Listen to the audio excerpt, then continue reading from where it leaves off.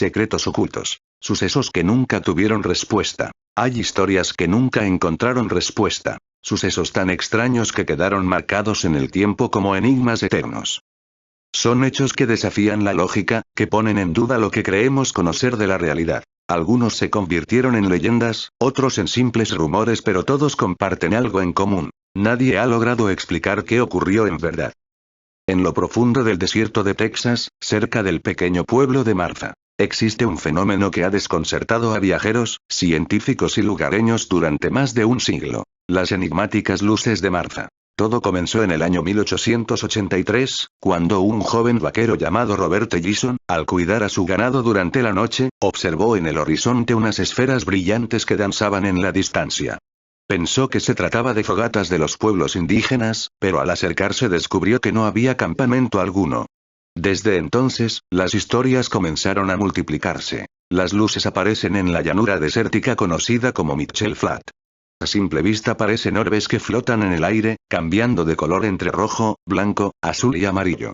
A veces permanecen inmóviles durante minutos enteros, otras se dividen en varias esferas más pequeñas y luego vuelven a unirse como si fueran un solo ser.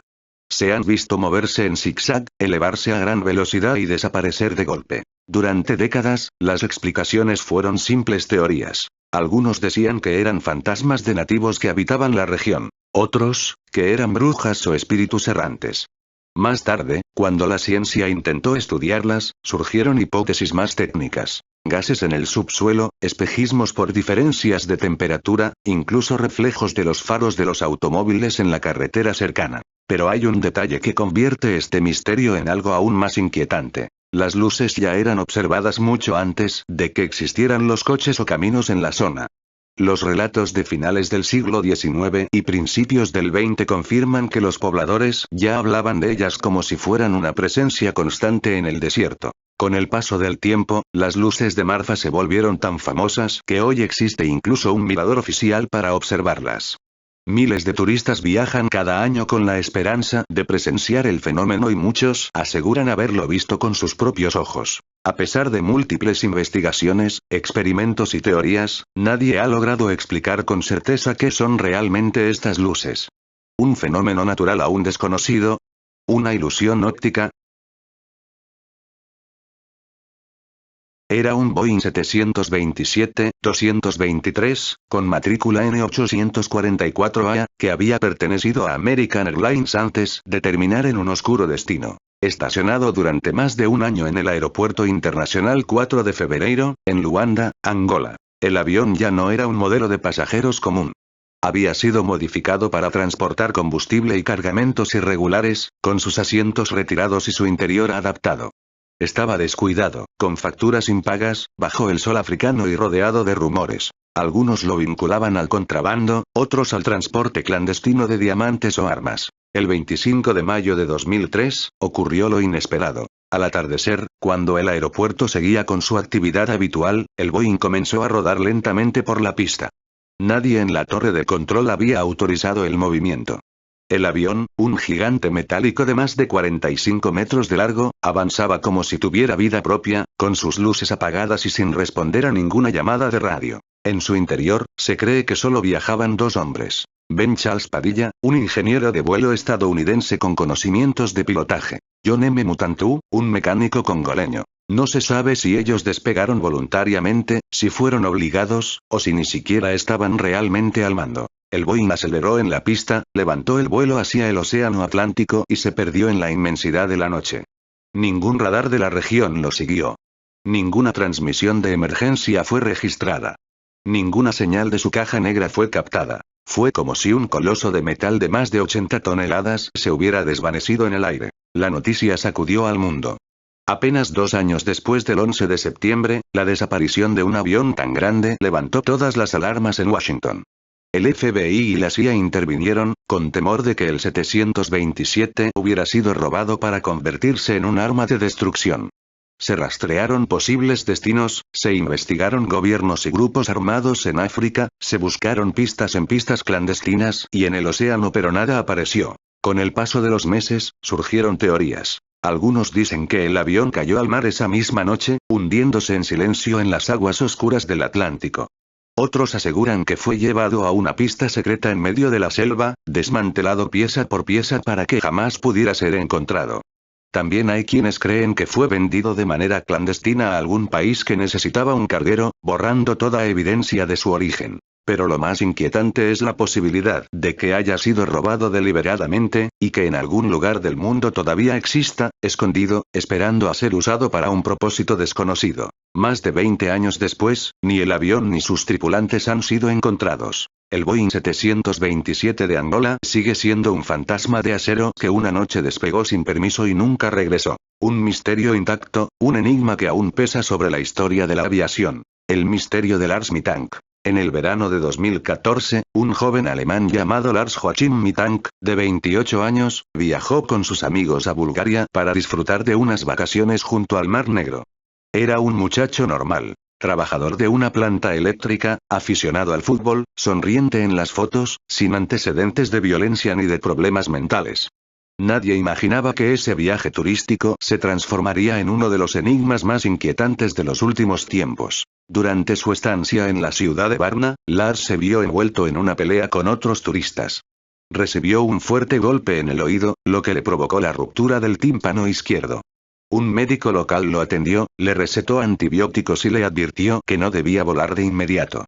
Sus amigos regresaron a Alemania, pero Lars decidió quedarse solo, esperando recuperarse lo suficiente para poder abordar un avión. Y fue entonces cuando comenzó lo extraño. Lars empezó a comportarse de manera errática y paranoica. Cambió varias veces de hotel sin razón aparente.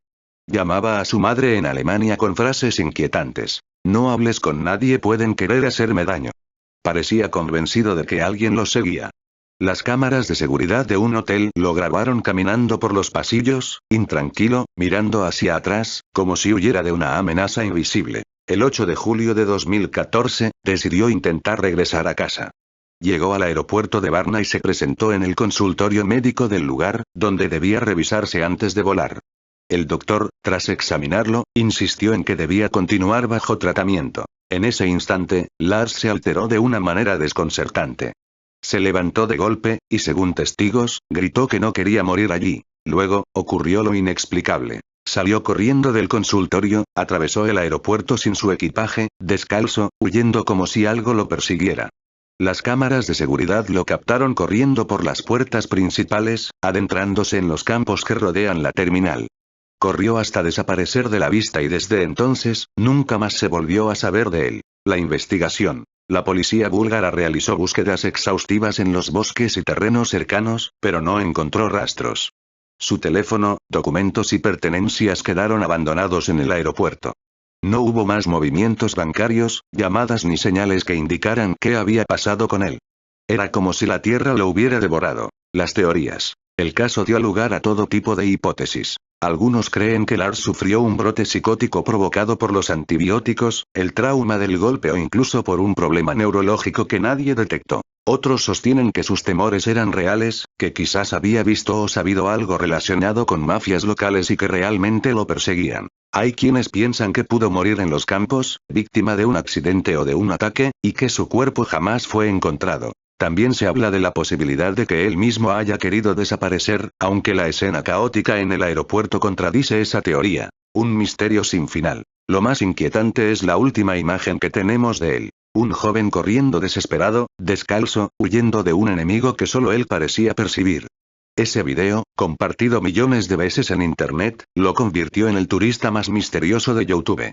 Más de una década después, el paradero de Lars Mittank sigue siendo un misterio insondable.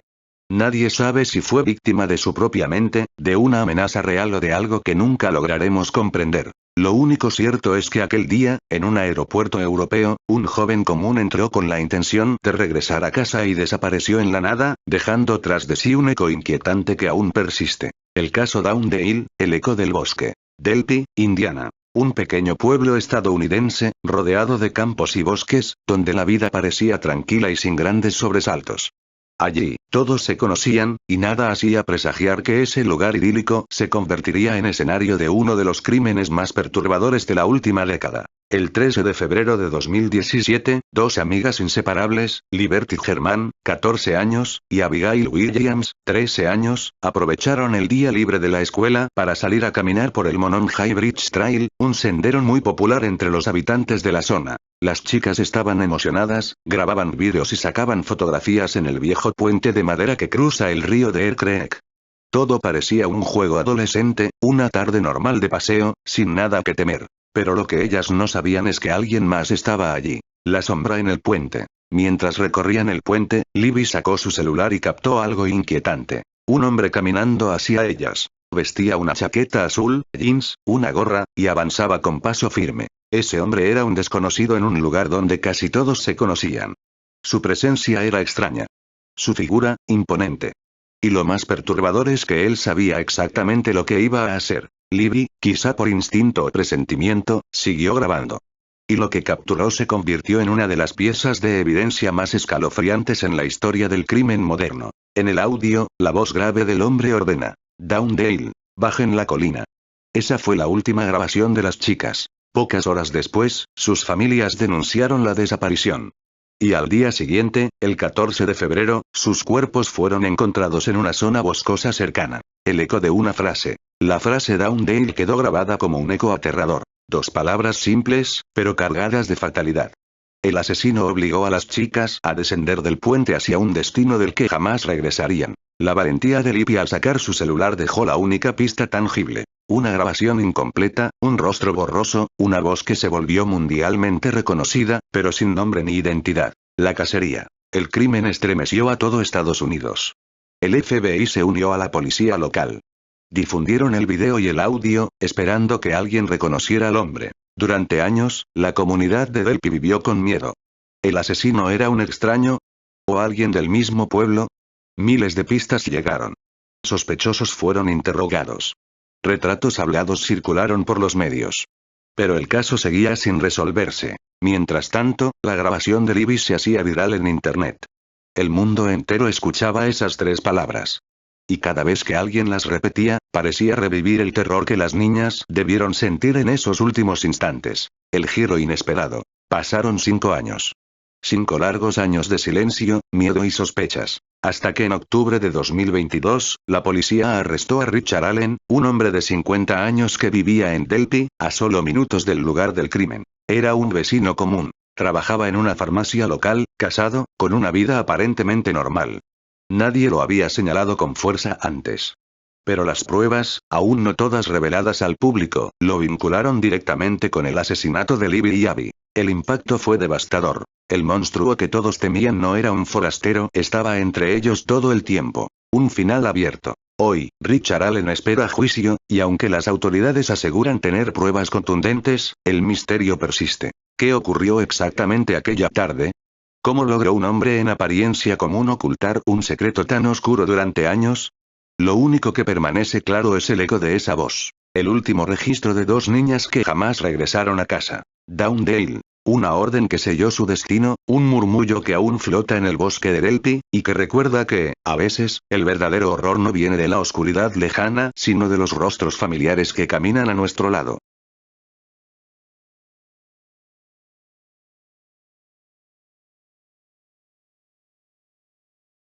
Vuelo 967, el avión que nunca despegó. La noche del 9 de noviembre de 2011, el aeropuerto internacional de la Ciudad de México estaba como siempre. Abarrotado de pasajeros, voces, maletas, y aviones que iban y venían sin descanso. Entre ellos, uno en particular se preparaba para una larga travesía. El vuelo 967 de Aeroméxico, un Boeing 767 que cubriría la ruta Ciudad de México, Cancún, París. Era un vuelo de rutina. Los pasajeros ya habían abordado, las maletas estaban en la bodega, la tripulación se preparaba para cerrar puertas. Nada parecía fuera de lo normal, hasta que sonó una llamada. La advertencia. Una voz anónima entró en los sistemas de seguridad del aeropuerto con un mensaje helado. Había una bomba a bordo del vuelo 967. En cuestión de segundos, el ambiente cambió. La calma del abordaje se transformó en caos controlado. La orden fue clara. Detener el avión y evacuarlo de inmediato. Los pasajeros fueron desalojados apresuradamente. La aeronave quedó sola, inmóvil en la pista, mientras equipos especializados la rodeaban con perros, escáneres y la tensión de un posible desastre inminente. Pero al revisar la cabina, los compartimentos, la bodega no encontraron explosivos. No había bomba. El hallazgo inquietante. Lo que sí encontraron fue mucho más perturbador. Al verificar el equipaje documentado, descubrieron algo extraño. Varias maletas habían sido registradas, pero sus supuestos dueños nunca abordaron el avión. Equipaje fantasma. Maletas sin pasajero. Y dentro de ellas, cuidadosamente ocultos, paquetes envueltos. Cocaína. El vuelo no estaba destinado a estallar en el aire. Estaba destinado a convertirse en una de las mulas aéreas más grandes y discretas del narcotráfico, llevando droga desde México hasta Europa bajo las narices de todos. El misterio de la llamada. ¿Quién había hecho la advertencia? Nadie lo sabe con certeza. Algunos investigadores creen que fue un rival de los narcotraficantes, alguien que buscaba arruinar la operación. Otros sostienen que fue un infiltrado dentro del mismo cartel, un hombre arrepentido que no pudo permitir que el plan se concretara. También está la teoría de que fue una distracción planeada para medir la reacción de las autoridades y probar la vulnerabilidad del sistema aeroportuario. Lo cierto es que, sin esa llamada, el Boeing 767 habría despegado con decenas de kilos de droga rumbo a París, pasando inadvertido. El vuelo que nunca partió. El vuelo 967 nunca salió esa noche. Los pasajeros fueron reubicados en otras rutas, la noticia corrió como pólvora y Aeroméxico intentó contener el escándalo. Pero el golpe ya estaba dado. El caso mostró al mundo que los cárteles habían infiltrado incluso los aeropuertos más vigilados, capaces de meter maletas cargadas de droga en un avión internacional sin que nadie lo notara. Y lo más inquietante. Si alguien no hubiera marcado ese número hoy, el vuelo 967 sería recordado no por un misterio sin resolver, sino como un avión convertido en una sombra de la guerra del narcotráfico cruzando los cielos de Europa. Un vuelo que nunca partió, una amenaza que nunca existió y unas maletas que dijeron más que 1000 palabras.